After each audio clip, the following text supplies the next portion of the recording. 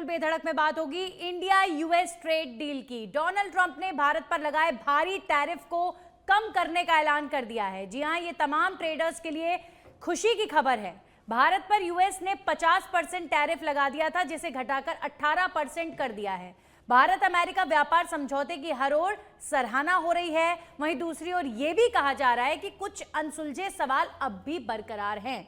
दरअसल अमेरिका का यह दावा है कि इस टैरिफ डील में भारत ने यूएस की सबसे बड़ी शर्त को मानकर रूस से तेल खरीद को कम करने या फिर खत्म करने को लेकर हामी भर दी है।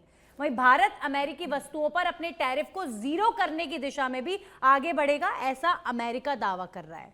और ऐसा भी कहा जा रहा है कि भारत रूस से तेल खरीदने के बजाय वेनेजुएला से तेल ले सकता है वाया अमेरिका। कुल मिलाकर अमेरिकी नेताओं की माने तो भारत उनकी शर्तों को मान चुका है और इसलिए ये डील सफल रही।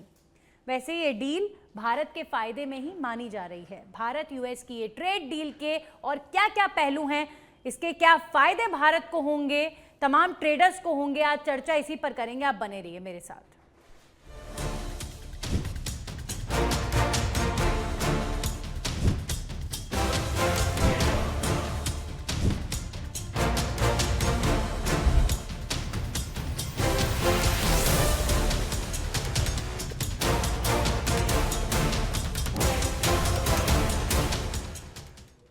देखिए, एक तरफ यूएस ने भारत के साथ डील करके सोशल मीडिया पर पीएम मोदी की तारीफ कर दी है। वहीं देश के अंदर यानी भारत के अंदर जो सियासत है वो बहुत जोर पकड़ चुकी है। राहुल गांधी का स्टेटमेंट आया है कि पीएम मोदी के ऊपर दबाव है, पीएम मोदी के ऊपर प्रेशर है, पीएम मोदी की इमेज का गुब्बारा फूटने वाला है।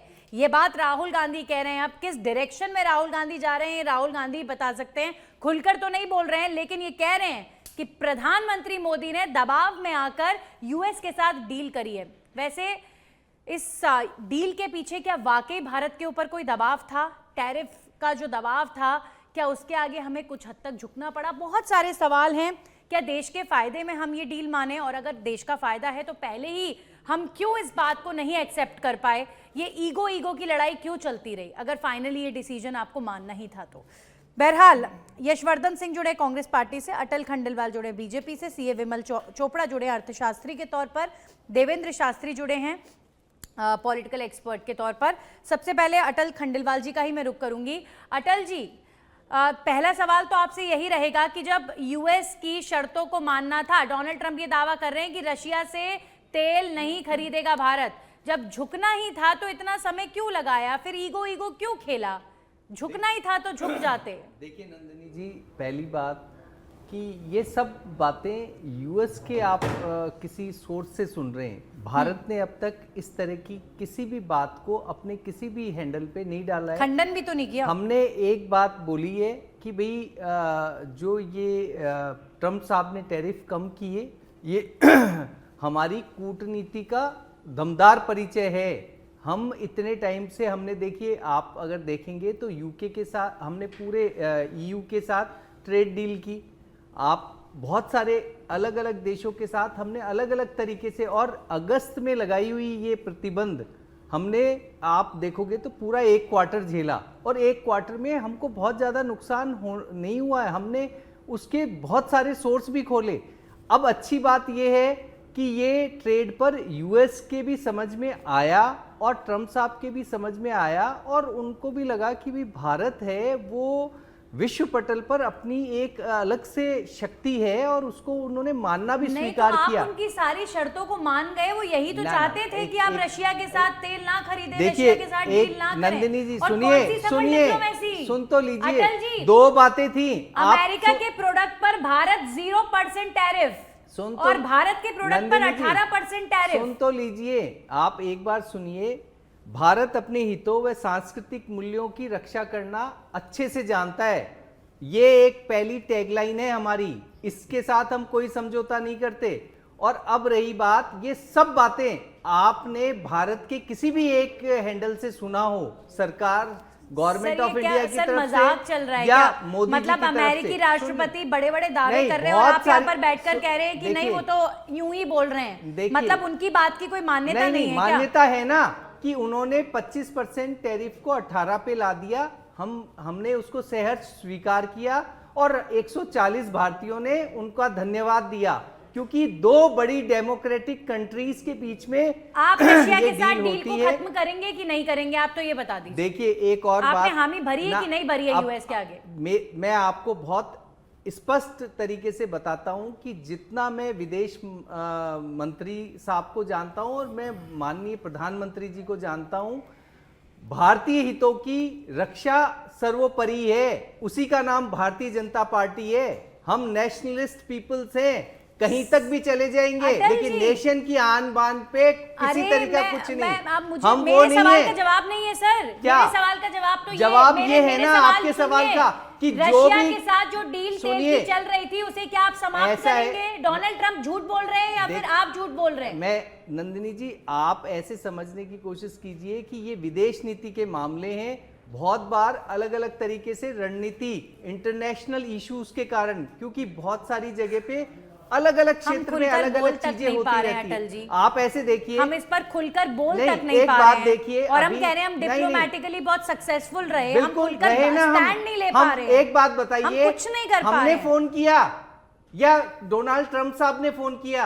आप पढ़ लीजिए अखबार। क्या फर्क पड़ता है? किसने, क्यों नहीं फर्क पड़ता? रशिया के साथ अगर हमको मुझे क्या इतना पता था सर तो हम किसने जाते किसको ना, पहले फोन किया? हम करते ना, रशिया, हम पहले भी कर सकते थे ना, हमने नहीं की ना। रशिया के साथ डील खत्म होगी कि नहीं होगी? देखिए एक और बात, हमारे जहां पर 140 करोड़ भारतीयों के ठीक है, कि अगर कोई भी अगर उन 140 करोड़ भारतीयों को लेकर के हम आगे बढ़ेंगे, हमें अलग अलग देश के साथ अलग अलग तरह की अगर रशिया के साथ ट्रेड आप बंद करते हैं तो भारतीयों का ईगो हर्ट होगा सर। और बात सिर्फ ईगो की नहीं है, बात यहाँ पर स्टैंड की है। अगर आपने 4 महीने पहले लिया था तो आपने वो स्टैंड लिया ही क्यों? झुकना था तो तब झुक सकते थे, तभी झुक जाते। अभी भी किसी तरीके का और यूएस के प्रोडक्ट पर 0% टैरिफ पर क्यों राजी हुए? अच्छा एक और बात बताइए, ये किसने कहा आपको? हमारे अभी भी ऊपर आप टैरिफ 18% का अभी भी ये बात किसने कही?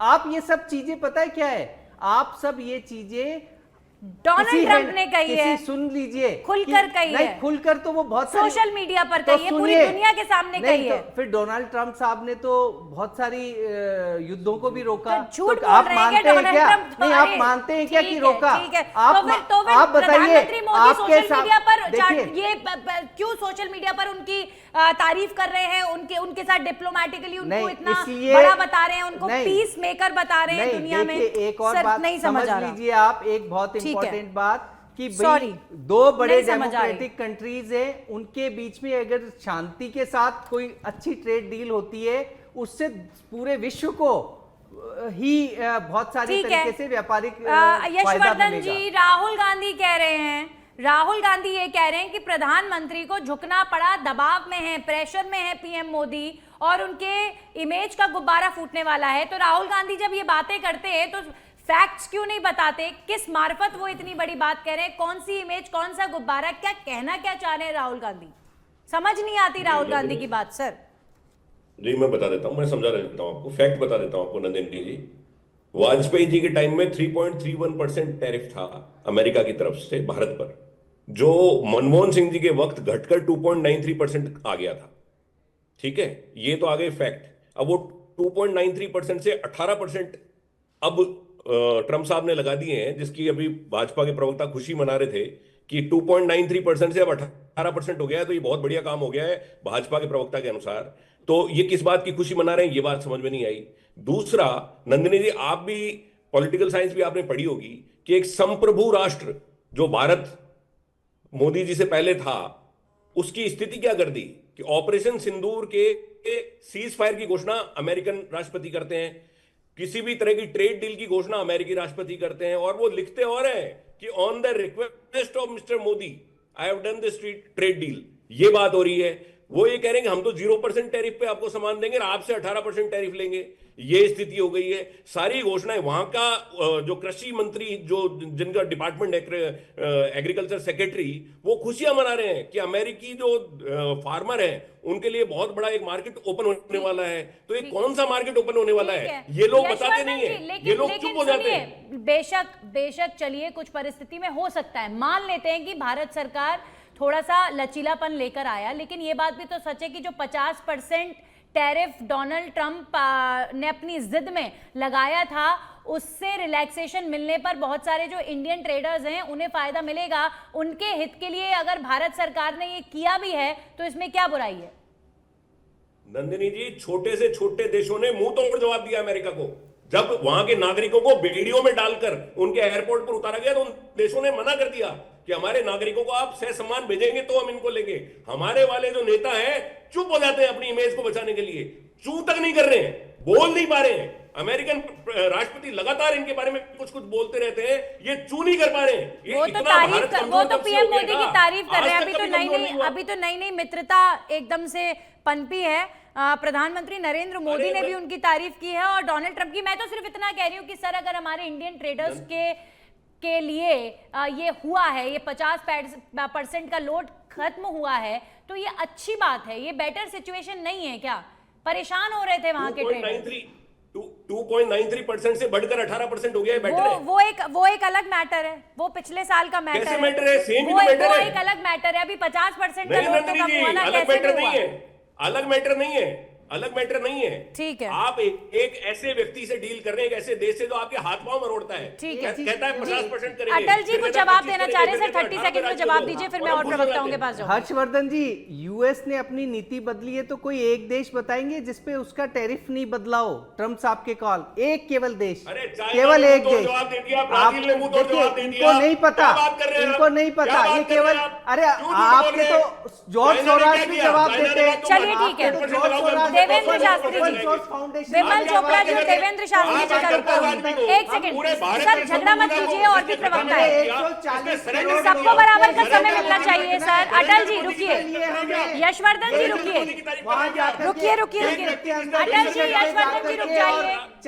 सर मैंने आपको 30 सेकंड दिए थे, टाइम ओवर। एक सेकंड, मैं दोबारा आऊंगी, रुकिए। कांग्रेस बीजेपी के प्रवक्ता कृपया करके मेरी रिक्वेस्ट माने और 2 मिनट के लिए शांत हो जाएं। मेरी दोनों प्रवक्ता शांत होकर इस बात सुनिए। अरोगेंसी करना और गलत तरीके से सर इनको झगड़ने दीजिए, फिर मैं एक काम करती हूँ, डिबेट को वाइंड अप कर देती हूँ। मैं अटल जी डिबेट खत्म कर दूं, आप क्या चाहते हैं? सर जब टर्न आएगा बोलिएगा प्लीज। अब देवेंद्र शास्त्री जी का टर्न है। सर ओवरऑल किस तरीके से देखते हैं आज जो ये ट्रेड डील हुई यूएस और भारत के बीच, ये भारत के फेवर में है या फिर किस तरीके से आप देख रहे हैं, आप बताइए। देखिए, इसको 2 एंगल से देखना पड़ेगा। एक तो कूटनीतिक एंगल से और दूसरा जो व्यापारिक नजरिए से। तो अगर आप कोई ईमानदारी से देखिए, ईमानदारी की बात कर रहा हूं क्योंकि यहाँ पॉलिटिकली एडजस्टमेंट के तहत बातचीत बहुत ज्यादा होती है हमारे देश में, ये बहुत परेशानी की बात है। की बात कीजिए। देखिए, कूटनीतिक नजरिए से कल तक ये बात हो रही थी कि चाइना और रशिया के साथ इंडिया अब कोई एक और नया अपना वो बना रहा है और उससे जो है यूएस घबरा गया है। ये बहुत सोशल मीडिया पर बहुत सत्ताधारी दलों की तरफ से बहुत फैलाया गया। तो कूटनीतिक नजरिए से अगर हम देखें तो हमारी बहुत बड़ी हेठी हुई है इसमें कि हम कभी रशिया की तरफ भाग रहे थे, कभी हम रशिया की तरफ अमेरिका की तरफ आ रहे हैं। तो अल्टीमेटली अगर आपको अमेरिका के साथ इसी तरह के डील करनी थी तो आपको फिर ये इधर उधर नहीं करना चाहिए था। पहली बात यह है कि जो तेल का इशू है, तेल के इशू में हमने स्पष्ट कहा था कि हमें जो जहां फायदा मिलेगा वहां हम लेंगे, लेकिन यहां क्लियर कट मान लिया है कि ठीक है जी, हम रशिया से खत्म कर रहे हैं और उसी के आधार पे 25% टैरिफ जो है वो घटाया गया। पर अगर सेम डील वेनेजुएला के साथ हो जाती है तो क्या प्रॉब्लम है? भारत को अल्टीमेटली अपना फाइनेंस देखना है।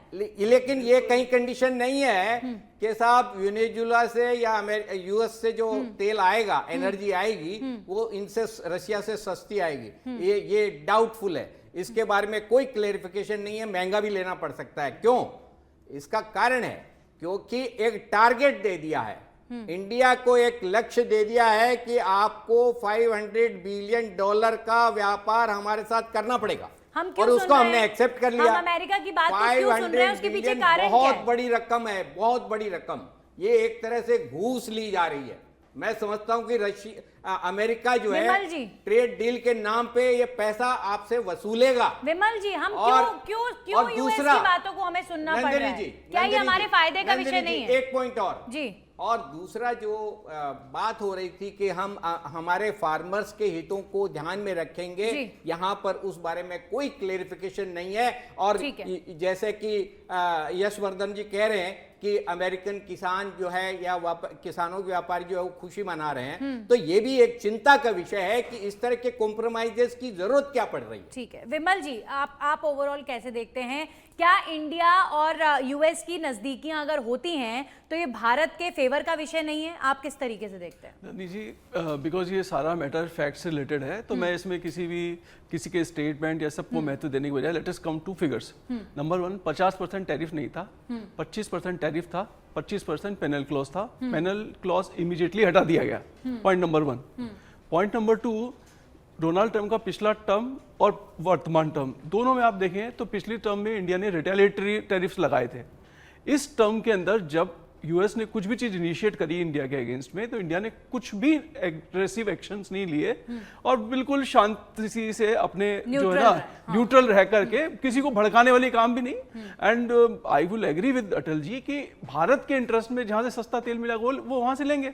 अगर वेनेजुएला को यूएस कंट्रोल कर रहा है, वहां से आना है, तो हमें पता है सबसे ज्यादा ऑयल रिजर्व वेनेजुएला के पास में है, लेकिन वहां की कैपेसिटी 3 से खास मित्र रशिया जो हमेशा से रहा है, अगर हम उसे दरकिनार कर देंगे तो वो हमारे लिए कैसे फायदेमंद बिजनेस के आप मुझे कोई सा भी बिजनेस बता दीजिए जिसमें कॉम्पिटिटिवनेस चलती है, दोस्ती चलती है, तो इंडिया के लिए जो बेनिफिशियल था इंडिया ने किया। यूएस ने 2 कंपनियों को बैन कर दिया, 2 कंपनियां रिलायंस थी, नियारा थी, उन्होंने परचेज करना बंद कर दिया। इंडिया अच्छा, दूसरा क्या है कि इनफैक्ट अमेरिका के कहने पर ही भारत ने रशिया से तेल खरीदना चालू किया, क्योंकि अगर वो रशिया से तेल नहीं खरीदता तो यूरोप को पेट्रोलियम मिलता कहां से, सप्लाई कहां से होती। एक दूसरा आप ये समझिए, ये जो सिनेरियो है वर्तमान के अंदर, ये बिल्कुल बदला हुआ सिनेरियो है ना। इंडिया का टोटल एक्सपोर्ट कितना है? लगभग 850 बिलियन। टारगेट कितना है? 1000 बिलियन। यूएस का शेयर कितना है? लगभग 10% एक्सपोर्ट्स के अंदर। और एक्सपोर्ट में भी आप देखें तो मेजर जो शेयर है वो जीसीसी का है, ग्लोबल कैपेबिलिटी सेंटर्स, और वो कहाँ है? इंडिया के अंदर है। विमल जी, आप ये कह रहे हैं कि दुनिया भर की डिप्लोमेसी की बातों को पीछे छोड़ भारत अपने फाइनेंस को देख रहा है, तो इसमें कुछ गलत नहीं कर रहा है? नहीं, इसके अलावा नंदी जी, हमको इसको, क्योंकि ये फैक्ट से रिलेटेड है, अभी ये जितने जो सब्जेक्टिव बातें हो रही है, एट हिज रिक्वेस्ट, ये वो, मतलब सबसे कुछ आपके श्रोता दिग्भ्रमित होंगे, उसके अलावा कुछ नहीं होएगा।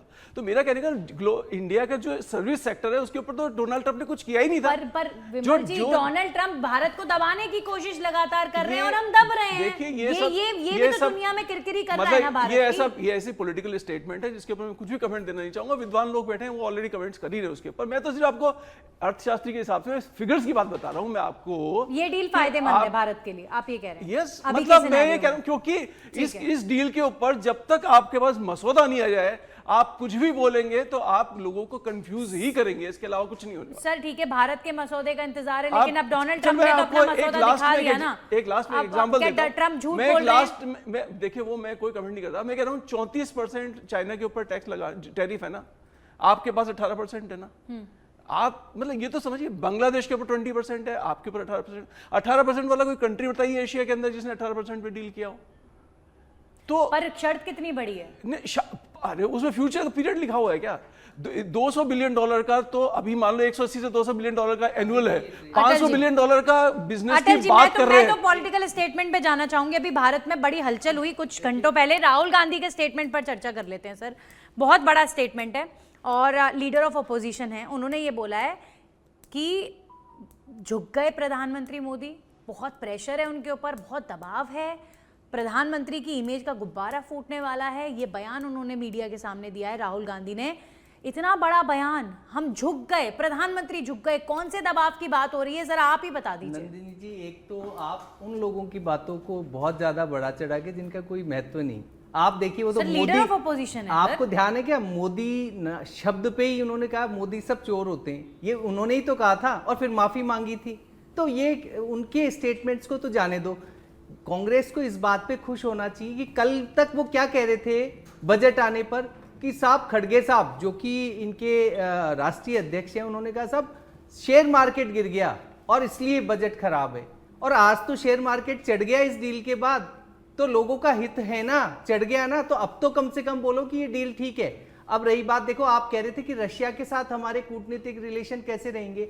देखिए ये बिजनेस है, बिजनेस के अंदर आपने देखा कि रशिया जब बहुत तेजी से उलझा हुआ था यूक्रेन युद्ध के अंदर, तो भारत को पेट्रोल निचली रेटों पे देता था और फिर उसने भी कीमतें बढ़ाई है। आप अगर समीक्षा करेंगे तो रशिया ने अपनी कीमतें भी बढ़ाई है पेट्रोल देने की, मतलब डीजल पेट्रोल जो भी है आप ये पेट्रोलियम देखिए, प्रोडक्ट्स की। तो ये तो डिपेंड करता अटल है जी। कि किस वक्त किस स्थिति में हमको किससे अटल क्या जी, चीज लेनी है। रशिया वो Suppose देश एक और चीज देखिए, एक भावनात्मक बात कर लेते हैं। रशिया वो देश है सर, जब वॉर चल रहा था और पूरी दुनिया ने हमसे पल्ला झाड़ लिया था, तो रशिया ने भारत की रक्षा के लिए अपना युद्ध पोत भेज दिया था, या रशिया ने हमेशा तो स्टैंड आज लिया भी है। हमारा अगर कोई- रशिया नाराज सुनिए, हो गया तो ना, ये आपका नहीं डिप्लोमेटिक होगा, फेलियर नहीं कभी होगा। भी नहीं होगा। अभी स्टेटमेंट आ गया है उनका। क्या आया? उनका क्या स्टेटमेंट आया? आया है कि भारत ने हमारे साथ डील खत्म करने को लेकर कोई बातचीत हाँ, नहीं की है। तो क्या मतलब बात, रशिया में भी हलचल तेज है, अरे रशिया शांत नहीं है। इसलिए हलचल तेज है कि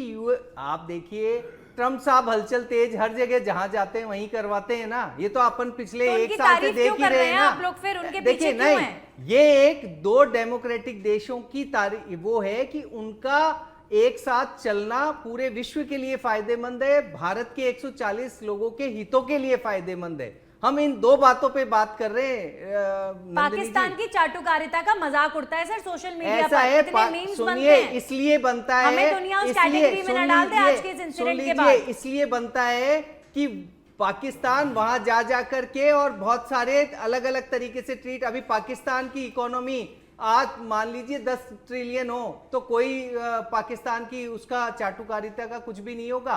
बात है कि आप इन मतलब हम शर्तों पे, चाटुकारिता कर रहे हैं क्या? अरे आपकी बात से क्या नहीं, समझा? चाटुकारिता नहीं होती। चाटुकारिता यशवर्धन क्या सिंह होता है, बस आप तरीके से एक डील कर लीजिए और उसमें यशवर्धन सिंह भारत जी, के लोगों का दे- हित हो और मान देश सम्मान के हो। हित में बस हुई दो ये बातें डील। हैं। देश के हित में हुई है डील, देश के फाइनेंस को स्ट्रॉन्ग करने के लिए हुई है डील। अगर हुई है तो क्या आपत्ति? जी नंदिनी जी, आपने संविधान की प्रस्तावना पढ़ी होगी, प्रीएम्बल ऑफ कॉन्स्टिट्यूशन। उसमें लिखा हुआ है कि India is a sovereign country. Sovereign country का मतलब होता है कि वो देश अपने फैसले खुद करता है। यहां अटल जी बोल रहे हैं कि दो डेमोक्रेटिक देश एक दूसरे के साथ चलने की कोशिश कर रहे हैं, ऐसा नहीं है। एक डेमोक्रेटिक बड़े देश अमेरिका, डेमोक्रेटिक देश। दूसरे, एक मिनट बीच में मत बोलिए अटल जी, बीच में मत बोलिए। एक डेमोक्रेटिक देश अमेरिका दूसरे डेमोक्रेटिक देश को ये बता रहा है कि तुम यहां से सामान खरीदोगे, यहां से नहीं खरीदोगे, और दूसरा डेमोक्रेटिक देश चू नहीं कर रहा है उस पर। और एक बात और बताता हूं नंदिनी जी, वेनेजुएला से जो क्रूड ऑयल की बात चल रही है, मैं दर्शकों को सूचित करता हूं कि वेनेजुएला में जो क्रूड ऑयल है वो गाढ़ा तेल है, गाढ़ा।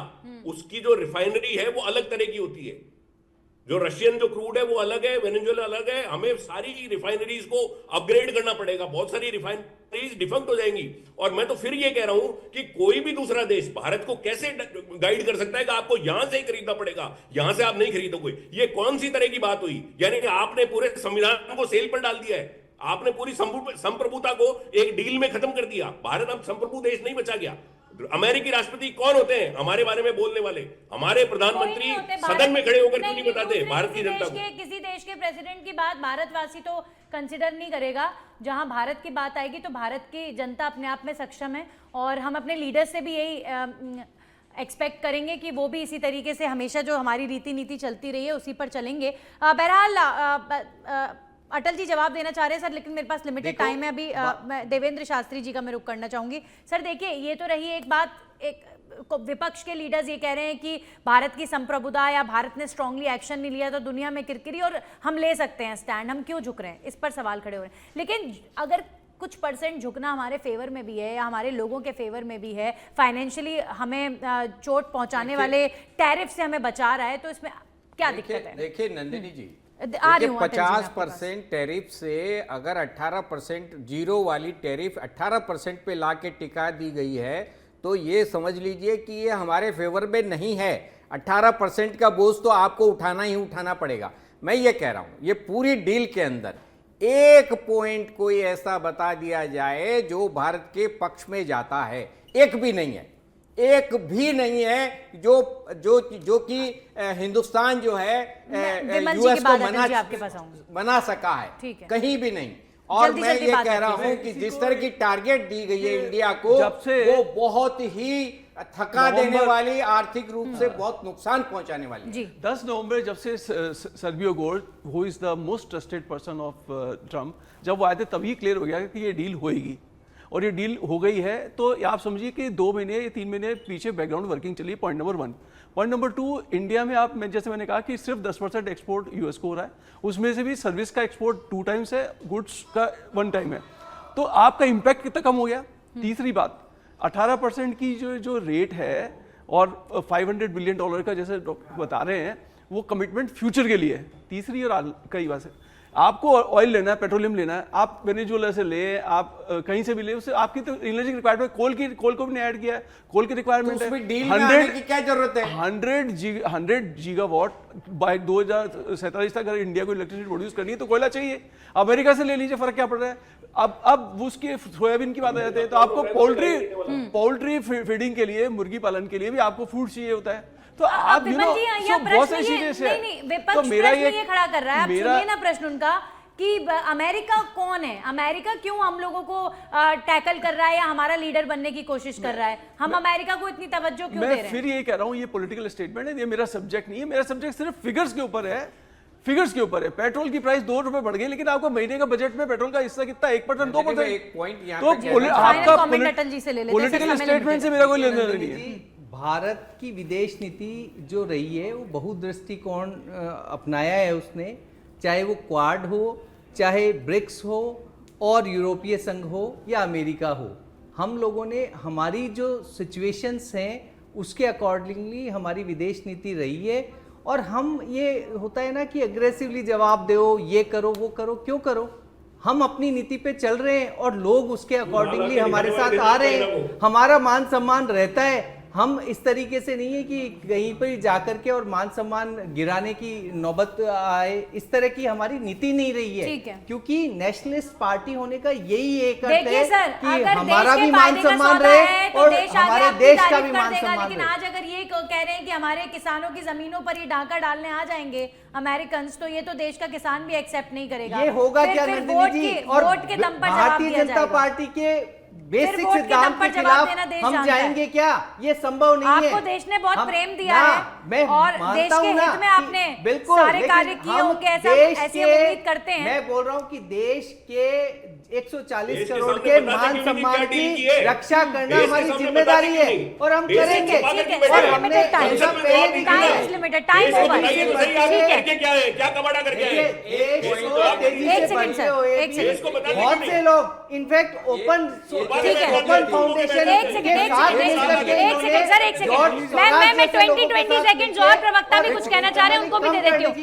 मैं आ रही हूँ सर। यशवर्धन जी 20 सेकंड में बात पूरी कीजिए। यशवर्धन सिंह। नंदिनी जी, हाँ। नंदिनी जी, अटल जी के प्रधानमंत्री मोदी जी जब विपक्ष में थे तो कहते थे कि चीन को ला ला के दिखाइए, वो एग्रेसिव बातें करते थे ना। अब कहां चुप हो गए? अरे और क्यों संसद में नहीं? भारत की जनता को कैसे बताते नहीं? कि ठीक है, डोकलाम में अग्रेशन चीन छोड़िए। ने जरा सा अगर आगे भारत गया के तो हित में उसको नहीं है पूरा अग्रेशन, तो हमें नहीं जवाब चाहिए दिया अग्रेशन।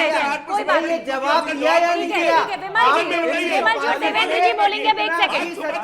सर सारे एक साथ नहीं, 1 second sir, 1 second please please please Atal ji, हमसे बोल रहे हो। 1 second, let him also speak. जी सर, मैं विमल जी। मैं सिर्फ 2 चीज कहना चाहता हूँ एडिशनली। डेयरी फार्मिंग पे अमेरिका से कुछ भी समझौता नहीं हुआ है। 8 करोड़ लोग डायरेक्ट इफेक्ट करते हैं, 40 करोड़ लोग, एक परिवार में 5 आदमी में 40 करोड़, तो 40 करोड़ का इंटरेस्ट तो देश ने ध्यान रखा ही ना। This is point number 1। Point number 2, ये पूरा मसौदा आ जाए, उसके बाद में आप कुछ भी आरोप लगाएं तो जवाब दिया जा सकता है। मसौदा आएगा फिर ही हम कुछ कह सकते हैं। यूएस की हर बात हम ना माने, आप ये कह रहे हैं देवेंद्र जी। फैक्ट पे बात जो करें। डील हुई है, यूएस इंडिया डील, इसने ये स्पष्ट कर दिया है कि अब तक जिस ढंग से पाकिस्तान को अमेरिका डील करता था, लगभग उसी टोन में हिंदुस्तान की स्थिति यूएस ने बना के रख दी है। मैं समझता हूं कि थोड़ा सा रीड बना के रखने की जरूरत है भारत सरकार को, क्योंकि एटलीस्ट हम पाकिस्तान जैसी सिचुएशन में तो नहीं है, बहुत नहीं बेहतर है, condition उनसे बहुत ताकतवर है, बहुत बड़ी developed हमारा country मार्केट बनाने का है, सपना उसका दिखाया जा रहा उसकी है। ताकत जरा सा सरकार को इज्जत अपने और पास सम्मान रखनी चाहिए। बरकरार रखना चाहिए। चलिए ठीक है, आगे आने वाला वक्त जब भारत मसौदा दिखाएगा कि डील आखिर थी क्या है, उस पर हम बेहतर पोजीशन में होंगे बात रखने के। लेकिन सभी प्रवक्ता जुड़े और आप सबने अपनी अपनी बात को रखा, बहुत बहुत धन्यवाद आप सभी का हमारे साथ जुड़ने के लिए।